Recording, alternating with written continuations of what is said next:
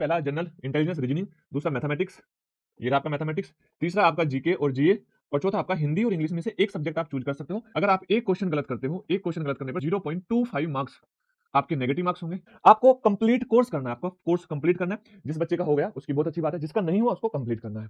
उसके बाद में आपको रिवीजन करना है, और रिवीजन के साथ में क्या करनी है, प्रैक्टिस करनी है, और साथ के साथ आपको फिर क्या लगाना है, मॉक टेस्ट लगाना है। ये अल्फाबेट का उल्टा और सीधा क्रम आपको पता होना चाहिए। आप उन टॉपिक को दोबारा रिवीजन करो, फिर वही चीजें, अपनी वीकनेस को दूर करना है, कमियों को दूर करना है, गलतियों को दूर करना है, अपनी स्पीड बढ़ानी है। नमस्कार मेरे एसएससी जीडी वाले भाइयों, आप सभी जानते हैं एसएससी जीडी 2026 के लिए फॉर्म भरे जाने स्टार्ट हो चुके हैं, और अब की बार जो टेंटेटिव वैकेंसी आई है वो आई है 25,487 वैकेंसी। ये बढ़कर हर साल की तरह लगभग 50,000 वैकेंसी हो जाएगी। अब आपका एग्जाम जो होने वाला है वो होने वाला है तो फरवरी के लास्ट वीक से स्टार्ट हो जाएगा, या आपका मार्च के फर्स्ट वीक से स्टार्ट हो जाएगा। अब आपके पास अगर हम बोले कि फरवरी के फर्स्ट वीक से आपका एग्जाम होगा, तो आपके पास मैक्सिमम 80 डेज अभी से बचे हुए हैं। लेकिन अगर आप अपना स्लॉट बुकिंग के दौरान अपना लास्ट में एग्जाम डेट चूज करते हैं तो आपके पास ज्यादा समय भी बचा हो सकता है। तो यानी कि कहा जाए मिनिमम टाइम आपके पास 80 डेज है। अब इस 80 डेज में हम तैयारी कैसे करें कि हम अपना सिलेक्शन ले पाए, ये बात बहुत जरूरी है, क्योंकि सब बच्चे कंफ्यूज है कि अब क्या करें, क्योंकि अब समय हमारे पास नहीं है, और ये मौका अगर हम चूक गए तो फिर एक साल हमें इंतजार करना पड़ेगा। मैं आपको बता दूं, आपके लिए मैं एक वीडियो लेकर आया हूं जिसमें मैं आपको यही चीजें बताने वाला हूं कि हमें तैयारी कैसे करनी है, किन किन चीजों पर फोकस करना है। स्टेप बाय स्टेप मैं आपको सारी चीजें बताऊंगा। ये आपकी लास्ट वीडियो होनी चाहिए रणनीति की, इसके अलावा कोई वीडियो आपको नहीं देखनी। सबसे पहले मैं बात करूं कि आप हमारा टेलीग्राम चैनल ज्वाइन कर लो। क्यों कर लो? क्योंकि यहाँ पे मैं आपको, देखो आपको भी पता है आपका एग्जाम एडिक्विटी करा रही है। एडिक्विटी के क्वेश्चन आपको कहाँ मिलेंगे? जो एडिक्विटी ने अब तक एग्जाम कराए हैं उसके क्वेश्चन आपको इस टेलीग्राम चैनल पर मिल जाएंगे, बाकी कहीं नहीं मिलने वाले आपको। ठीक है, तो इसको जरूर ज्वाइन कर लेना। दूसरी चीज, अगर हम बात करें सैलरी की, अच्छा इसका पे स्केल होता है 21,700 बेसिक पे से 69,100।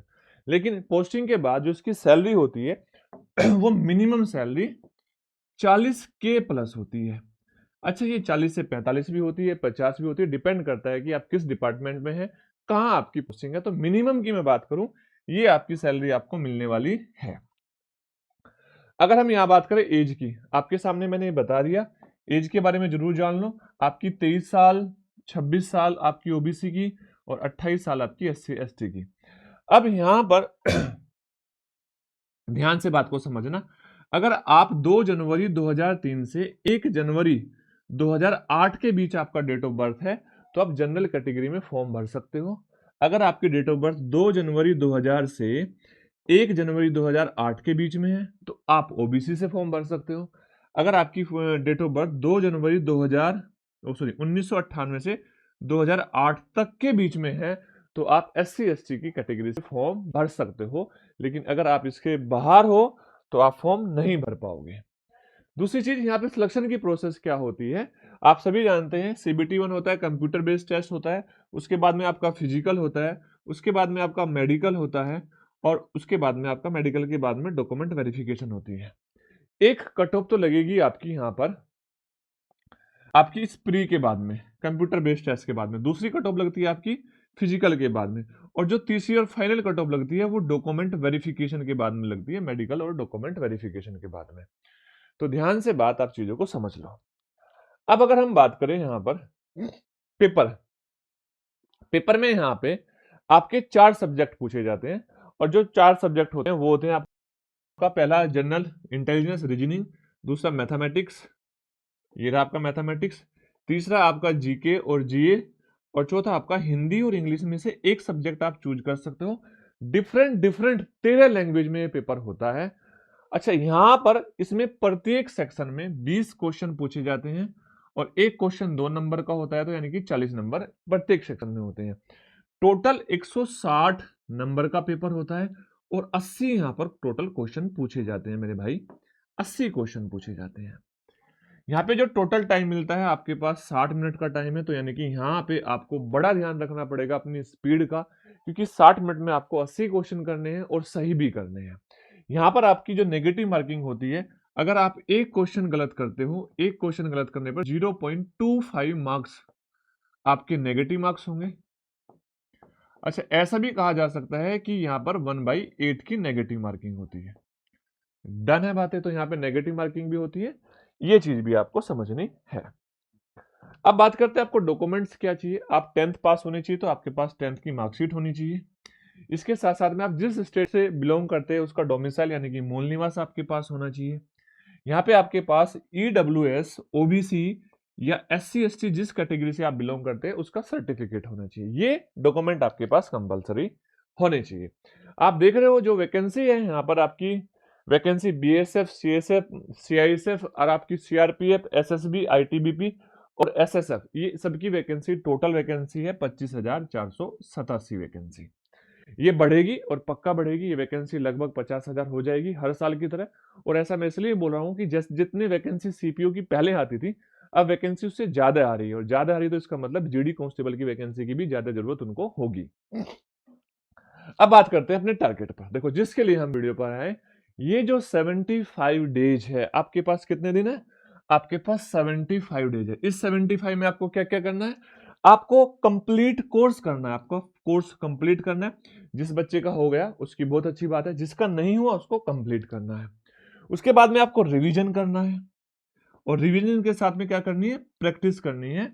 और साथ के साथ आपको फिर क्या लगाना है? मॉक टेस्ट लगाना है। ये 3 बड़े काम आपको करने हैं इन 75 डेज में। लेकिन कैसे, कब, कितना समय किसको दे ताकि हम इन चीजों को कर पाए? देखो, पहली बात तो आपको बता दूं, देखो अगर आपको कहा जाए कि 75 डेज में नोट्स बनाए जा सकते हैं, तो मैं बोल रहा हूं हाँ, नोट्स भी बनाए जा सकते हैं और कोर्स कंप्लीट करने के बाद में प्रैक्टिस भी यानी कि रिवीजन भी किया जा सकता है। यही मैं आपके लिए एक SSC GD का टारगेट, SSC GD का बैच लेकर आया हूं, जो फ्री ऑफ कॉस्ट है यूट्यूब पर, जिसकी सारी क्लासें लाइव होगी।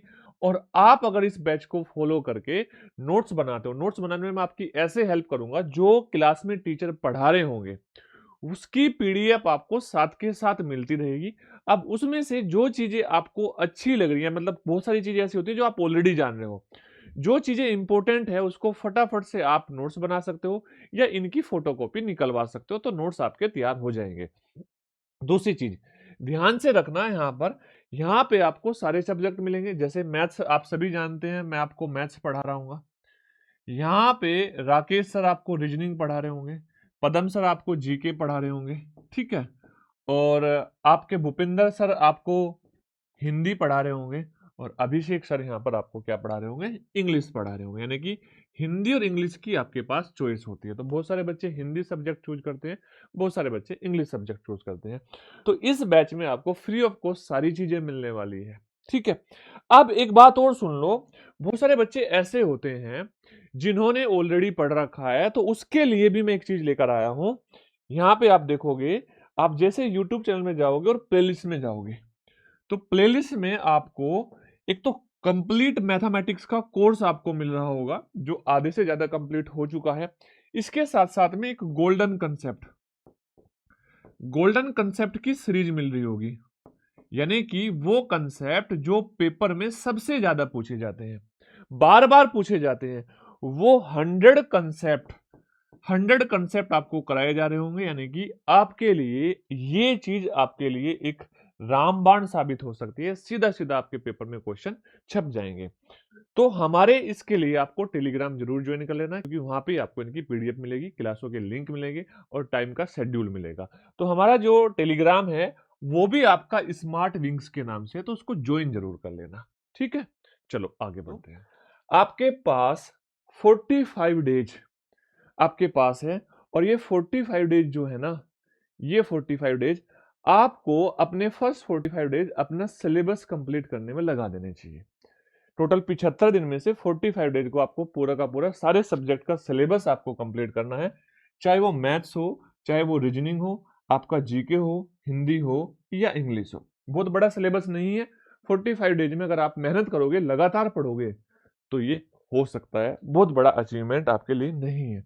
मैं ऐसा क्यों बोल रहा हूं, ध्यान से बात समझ लेना। देखो, आपको हर दिन इसी तरीके से पढ़ाई करनी है कि कल आपका एग्जाम है। बोलते हैं ना, जिंदगी जियो ऐसे जियो कि जैसे आपका आखिरी दिन हो। तो उसी तरीके से अगर आपको पढ़ाई करनी है तो ऐसे करो कि कल ही आपका आखिरी एग्जाम हो और उसके बाद में आपकी जिंदगी सेट हो, जिंदगी बदल जाएगी। तो इसका मतलब यहां पर आपको मिनिमम, मैं ये मिनिमम की बात कर रहा हूं, अगर 3 महीने आप मिनिमम, ये अपने जो 75 डेज है, मिनिमम आप इतना पढ़ाई करते हो, 10 आवर पर डे पढ़ते हो, तो मेरे भाई पक्का आप अपना एग्जाम निकाल सकते हो। अच्छा, बहुत सारे बच्चे बोलेंगे कि 10 डेज बहुत टाइम ज्यादा नहीं है। भाई बहुत बच्चे ऐसे होंगे जो इन दिनों में 10 से छोड़ो 11 घंटे भी पढ़ेंगे, 12 भी पढ़ेंगे और 13 भी पढ़ेंगे। क्या उनके लिए ज्यादा नहीं है? आप 10 घंटे नहीं कर सकते? कर सकते हो। 75 दिन तो है, ज्यादा दिन नहीं है। 75 दिन जिन दिल और जान पूरी लगा दो, झोंक दो पूरी की पूरी। अब देखो कितना समय समझो पहले, अगर हम 75 दिन में से इन फर्स्ट 45 डेज की बात करें, मेरे भाई इन फर्स्ट 45 डेज में हमारे पास 45 डेज में अगर 10 घंटे डेली पढ़ते हैं तो 450 घंटे हैं। अब इस 450 घंटे में सिलेबस पूरा किया जा सकता है। क्यों किया जा सकता है? आपको कोई भी मैथमेटिक्स का टीचर पढ़ा रहा हो, आपको 120 घंटे में मैथमेटिक्स का कंप्लीट कोर्स करा सकता है। रीजनिंग कोई भी पढ़ा रहा हो, आपको 80 घंटे में कंप्लीट रीजनिंग का कोर्स करा सकता है। और हिंदी कोई भी पढ़ा रहा हो, कंप्लीट 50 घंटे में हिंदी का कोर्स करा सकता है। और आपके पास अब जीएस के लिए कितने हैं? 200 घंटे हैं। जीएस के लिए 200 घंटे। अब एक बात और ध्यान से समझ लेना, जिनको सिर्फ कोर्स कंप्लीट करना है, एक वो बच्चे जिनका कोर्स कंप्लीट हो चुका है और एक वो बच्चे जिनको कोर्स कंप्लीट करना है, उनके एक चीज का डिफरेंस होना चाहिए। अब जिन बच्चों का कोर्स हो चुका है वो तो लाइव कोर्स लेके प्रैक्टिस कर सकते हो, लेकिन जिनका कोर्स ही कंप्लीट नहीं हुआ, अगर वो लाइव कोर्स लेंगे तो क्या कोई 45 डेज में कोर्स करा रहा होगा? नहीं करा रहा होगा। तो वो कितने में करा रहा होगा? वो ज्यादा दिन में करा रहा होगा। तो इस स्थिति में आप यहाँ पर वीओडी कोर्स को प्रेफरेंस देना। आपको कोई भी वीडियो रिकॉर्डेड कोर्स होगा जो ऑलरेडी पढ़ा रखा होगा, आप उसको पढ़ना 45 डेज। तो इस तरीके से आप अपना पूरा का पूरा सिलेबस कंप्लीट कर सकते हो अगर आप फोकस करोगे 10 घंटे डेली पढ़ने में। अब ध्यान से एक बात और समझनी है, एक मैथमेटिक्स जो सब्जेक्ट होता है, ये जो मैथमेटिक्स सब्जेक्ट है ना, अब मैं यहाँ पे जो बात करने वाला हूँ वो करने वाला हूँ मैथ्स की। अब मैथ्स जो है ना, मैथ्स बहुत इजी सब्जेक्ट है।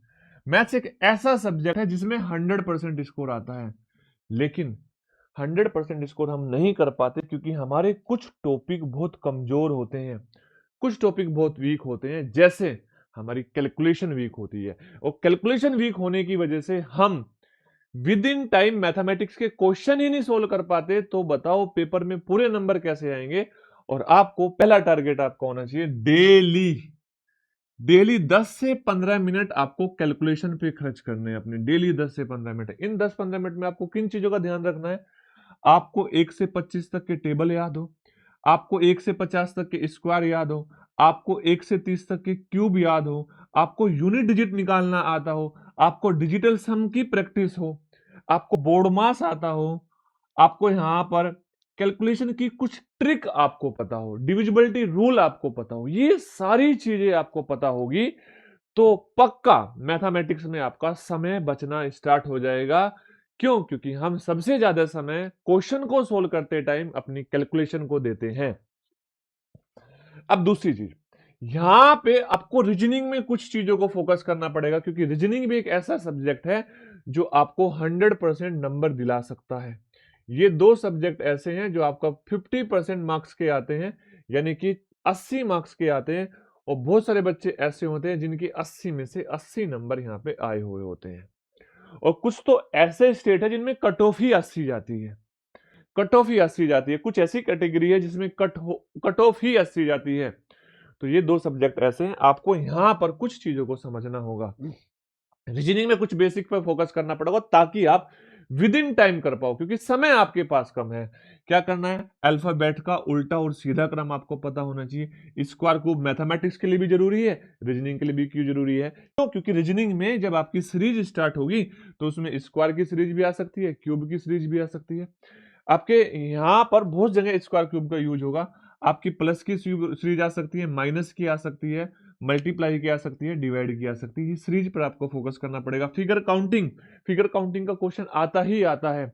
आपको फिगर काउंटिंग में अगर आप समय लगा रहे हैं तो वहां पे क्या हो रहा होगा, आपका समय दूसरे क्वेश्चन का समय आप दे रहे हो। फिगर काउंटिंग की जितनी भी ट्रिक्स है वो ट्रिक्स आपको टिप्स पर आनी चाहिए, यहाँ पे इनको डेली फोकस करना है। अब यहाँ पे जो इंपॉर्टेंट टॉपिक में रीजनिंग की बात करूं तो वो आपका एनालॉजी होगा, आपका कोडिंग डिकोडिंग हो गया, यहाँ पे सीरीज हो गया, क्लासिफिकेशन हो गया और सिलोजिज्म हो गया। आपको यहाँ पे एक बात मैं आपको बता दूं कि यहाँ पे भी आप टॉपिक वाइज पढ़ना। सबसे पहले यहाँ पर आप नंबर सिस्टम पढ़ना, उसके बाद में कोई टॉपिक स्टार्ट करना। जैसे मान लो रेशो स्टार्ट कर दिया, रेशो अगर पढ़ लिया, रेशो के बाद में आप परसेंटेज पढ़ना।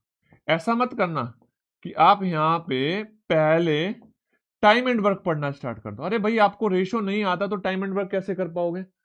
तो आपको इसी सीक्वेंस में ये चीजें आपको करनी पड़ेगी। ठीक है, आगे बढ़ते हैं ध्यान से। नेक्स्ट 20 डेज देखो, आपको मैं बता दूं, वहां पे मैं हिंदी के लिए आपको बस इतना है कि हिंदी का सिलेबस 50 घंटे में पूरा हो सकता है। आपको उसमें जितनी भी मैक्सिमम प्रैक्टिस करनी है आप करो। जीएस आपको डेली पढ़नी पड़ेगी, लेकिन जब सिलेबस हो जाएगा उसके बाद में नेक्स्ट 20 डेज क्या करें? इन 20 दिन में क्या करें सर? इन 20 दिन में आपको क्या करना है? जो आपने पढ़ा है आपको उस सारे का रिवीजन करना है, उस सारे की प्रैक्टिस करनी है। और प्रैक्टिस कैसे करनी है? टॉपिक वाइज प्रैक्टिस करनी है। ठीक है, पहला रिवीजन, फिर प्रैक्टिस टॉपिक वाइज, और साथ के साथ डेली एक फुल मॉक आपको लगाना है। ये 20 दिन का आपका काम है।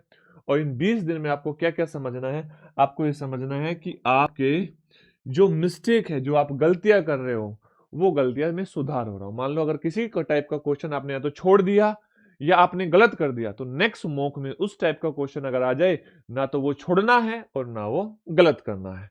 ठीक है, अच्छा यहां पर फिर उसके बाद में ये भी समझ आएगा आपको कि जब आपने पढ़ लिया, कुछ टॉपिक ऐसे होंगे जिनका क्वेश्चन आप हर मॉक टेस्ट में सही कर रहे होंगे, और कुछ टॉपिक ऐसे होंगे जिसका क्वेश्चन में या तो आप फंस जा रहे होंगे, या समय ज्यादा ले रहे होंगे, या गलत हो जा रहा होगा।